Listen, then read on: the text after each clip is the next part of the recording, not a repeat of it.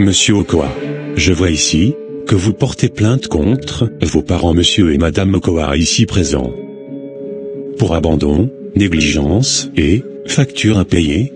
Est-ce cela tous les chefs d'accusation? Oui, votre honneur. C'est bien ça. D'accord, alors, je vous écoute. Votre honneur.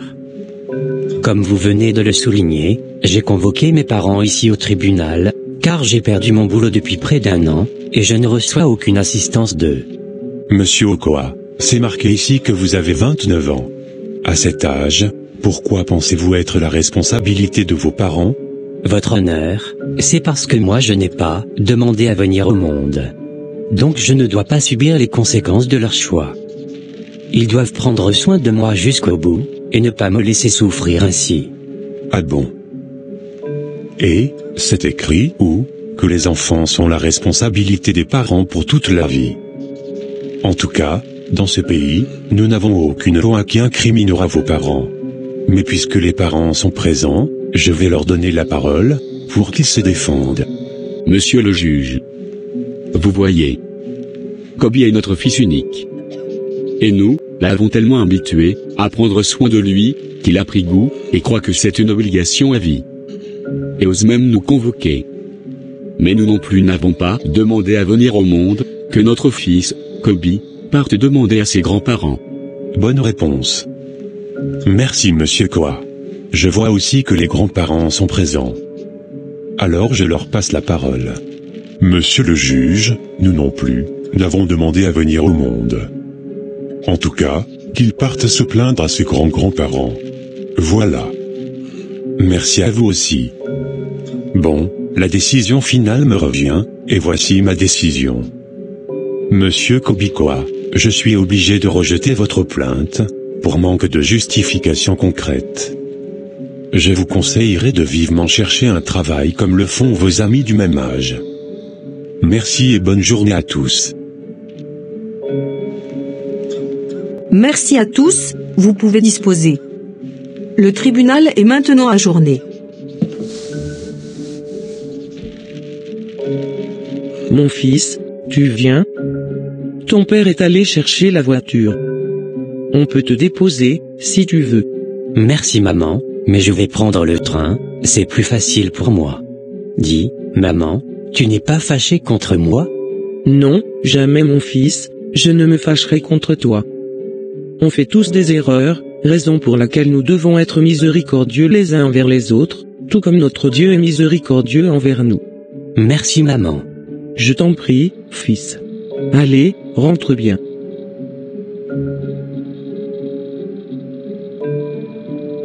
Quelle vie misérable. Je n'en peux plus de cette souffrance. Rien ne marche, tout est bloqué. Je commence à être dégoûté. Vraiment. Je ne veux plus de cette vie. Quoi?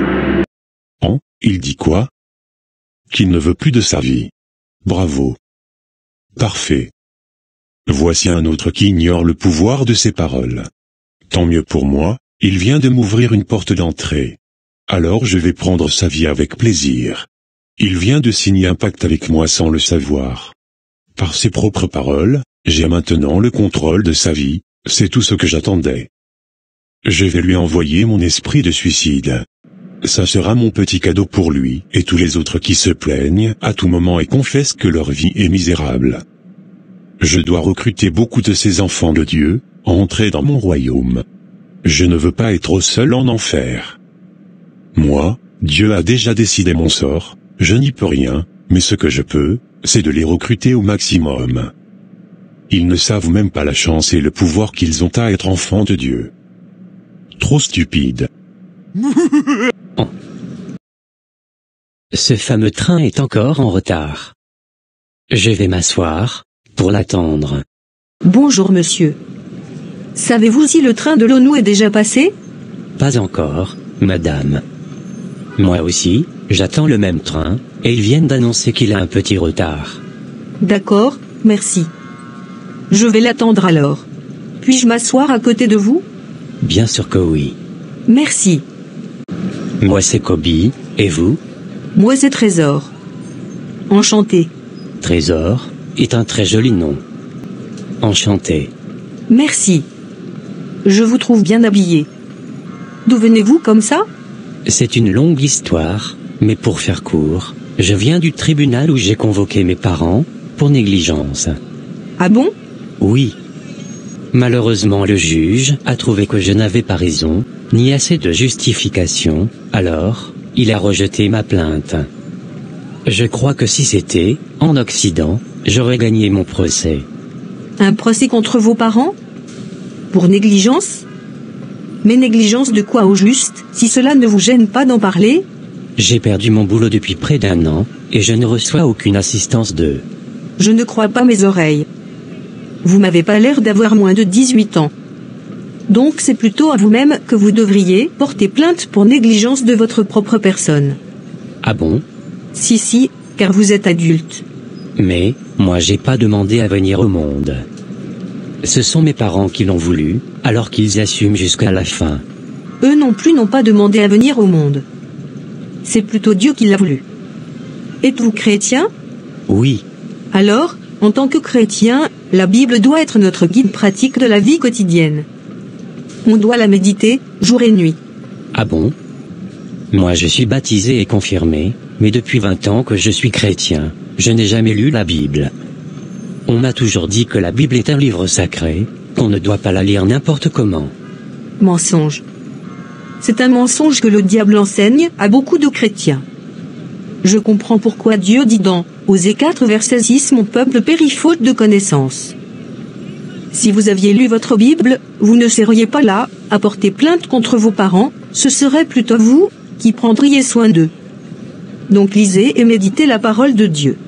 Ah bon? Et quel est le rapport? Le rapport? Eh bien, parce que le livre de la vie c'est la Bible, et le mode de fonctionnement de toute la terre c'est la Bible. Tous les secrets d'une vie réussie se trouvent dans la Bible. Raison pour laquelle, Dieu dit dans Josué 1, verset 8. Que ce livre de la loi ne s'éloigne point de ta bouche. Mais médite-y jour et nuit, afin que tu prennes garde de faire tout ce qui y est écrit. Car alors tu rendras heureuses tes entreprises, et alors tu prospéreras. Vous savez, c'est Dieu qui nous a formés dans le sein de nos mères, et qui nous connaît plus que toute autre personne, alors s'il y a des choses qui ne vont pas, dans nos vies, on doit aller à sa parole. Car c'est par elle qu'il communique avec nous. Waouh! En quelques minutes seulement vous m'avez appris beaucoup de choses que j'ignorais. Vraiment merci. Tiens, le train est là. Allons reprendre place. C'est qui cette Modia qui lui donne tous ses secrets? En moins d'1 minute Dieu vient de déjouer tous mes plans. Encore, merci infiniment Trésor. Je vous en prie. C'est une rencontre divine. Alors, gloire à Dieu. Tout à l'heure vous aviez dit qu'on devait méditer la parole jour et nuit. Mais la méditation, c'est quoi au juste? Méditer, c'est réfléchir profondément, sous l'éclairage de l'Esprit Saint, à un texte biblique, afin d'en tirer des enseignements à mettre en application dans nos vies. Ah d'accord. Donc la méditation a le pouvoir de nous transformer. Effectivement. La méditation permet de nourrir notre esprit. Tout comme notre corps a besoin de la nourriture physique, notre esprit se nourrit de la parole de Dieu. Vous savez, la clé de notre réussite se trouve dans notre façon de méditer la parole de Dieu. Car, le succès, la réussite de toute vie se trouve dans la méditation de la parole de Dieu. Ah, raison pour laquelle le diable ne veut pas qu'on lise la Bible. Car plus on lit la Bible, plus on acquiert des connaissances, des secrets de la vie, et plus on devient un chrétien puissant. Exactement, vous avez tout compris. Dans Matthieu chapitre 4 versets 1 à 11, c'est avec la parole que Jésus a vaincu le diable lorsque celui-ci est venu le tenter après 40 jours de jeûne. Ah oui. Donc, le plus nous méditons, le plus nous grandissons et connaissons davantage Dieu. Car on ne peut pas connaître Dieu en dehors de sa parole. Le fait de méditer la parole nous donne de l'assurance de notre salut. Et pour finir, la méditation nous donne la réussite, la paix et la joie.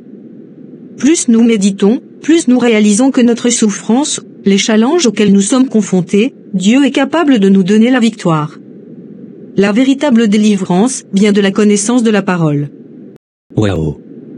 Je sais maintenant ce qu'il faut faire pour voir du changement dans ma vie. Je vais lire ma Bible tous les matins, et s'il y a un verset qui me parle, je vais méditer là-dessus, pour en tirer toute la force. Excellente idée, ma mission ici est achevée. Ah oui. On garde le contact. D'accord. Voici, je vous donne mon numéro. Je pourrais même vous inviter à mon église.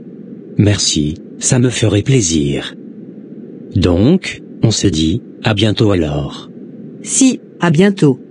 Bon, je rentre à la maison. Merci Seigneur pour cette révélation. Je viens d'apprendre que, la méditation est la clé de notre réussite, et épanouissement, et aussi de notre paix et notre joie. Ce soir je vais méditer la parole avant de dormir. N'importe quoi. Tu ne liras rien ici. Tu vas voir. Je vais t'envoyer les esprits des réseaux sociaux. Tu sauras plus, sur Facebook, Instagram, TikTok et autres. Et non dans la Bible. Je vais aussi t'envoyer un esprit de sommeil, quand tu t'apprêteras à lire la Bible, tu auras sommeil. Tu penses que tu vas m'échapper facilement comme ça? Ah, j'ai retrouvé ma Bible. Elle est toute poussiéreuse. Saint-Esprit de Dieu, guide-moi dans ma lecture, et aide-moi à comprendre la parole telle que tu veux me l'enseigner. Bon. Que dit Genèse? Dieu créa l'homme à son image, il le créa à l'image de Dieu, il créa l'homme et la femme. Dieu les bénit, et Dieu leur dit, soyez féconds, multipliez, remplissez la terre, et l'assujettissez, et dominez sur les poissons de la mer, sur les oiseaux du ciel, et sur tout animal qui se meut sur la terre. Donc, si je comprends bien ce passage, c'est que Dieu nous a créés à son image, pour que nous puissions dominer sur tout. C'est-à-dire que la nature doit nous obéir, comme elle a obéi à Jésus. Si Jésus marchait sur l'eau, c'est parce qu'il dominait sur elle. Et Moïse a frayé la mer Rouge. Et il a fait sortir l'eau du rocher. Tout ça c'est la domination sur la nature. Donc moi aussi je peux dominer sur tout, puisque je suis créé à l'image de Dieu. Ah, ça va me permettre de bien orienter mes prières alors. Bon, on continue notre méditation. Levitique 26. Vous ne vous ferez point d'idole, ni image taillée, ni statue, et vous ne placerez dans votre pays aucune pierre ornée de figures, pour vous prosterner devant elle, car je suis l'Éternel, votre Dieu. Donc d'après ce passage, nous ne devons pas nous prosterner devant des statues? Bon, il faut que je commence à jeter toutes ces images et objets qui sont sur ma table de prière. Car l'être humain ne peut pas se prosterner devant ce que sa propre main a créé. Dieu n'aime pas ça. Je commence à mieux connaître mon Dieu qui m'a créé. Je sais maintenant ce qu'il aime, et ce qu'il n'aime pas. Waouh, c'est merveilleux. Seigneur, pendant que je lis ta parole, je t'en prie envoie ton Saint-Esprit me guider dans la direction de ma vie. Oriente-moi sur les choix à faire dans ma vie. Mon fils, quelle belle surprise. Oui mon fils, nous sommes très heureux de te voir. Que nous vaut l'honneur de cette belle surprise? Papa, maman, je suis juste passé vous saluer, et vous demander pardon pour vous avoir traduit en justice. Je ne comprenais pas ma vie, mais Dieu a ouvert mes yeux, et je comprends beaucoup mieux les choses maintenant. Ma vie a beaucoup changé.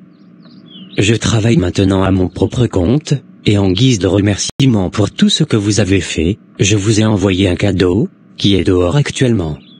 Ah bon? Un cadeau? Fallait pas mon fils. Nous on a tout oublié, car tu es notre fils, et nous t'aimerons toujours. On rend gloire à Dieu qui a trouvé bon de te mettre sur le chemin de ta destinée. Merci beaucoup papa. Allons voir le cadeau que notre fils nous a envoyé. D'accord, allons-y. Papa, maman m'avait dit au téléphone, que ta voiture te causait beaucoup de problèmes, alors je vous ai acheté une nouvelle voiture. La voici. Quoi? Une voiture? Merci mon fils. Ça va beaucoup nous aider. Attends, j'appelle ta maman. Chérie, viens vite. Notre fils nous a offert une voiture neuve. Gloire à Dieu.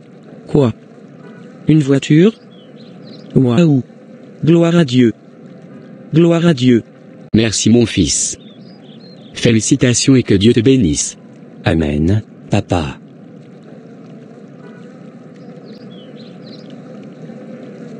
Sois béni, fils. Amen, maman.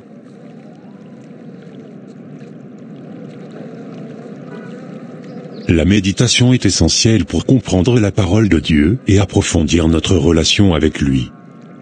Psaume 1, 2 dit, « Mais sa joie est dans la loi de l'Éternel, et il médite jour et nuit sur cette loi. » Cela montre que la méditation est une source de joie et elle est essentielle pour vivre une vie pieuse. De même, dans Josué 1, 8, Dieu encourage Josué en lui disant, « Que ce livre de la loi ne s'éloigne pas de ta bouche. Médite-le jour et nuit, pour agir fidèlement selon tout ce qui est écrit. » Cela montre que la méditation sur la parole de Dieu est un moyen de se rappeler constamment de ses enseignements et de les mettre en pratique.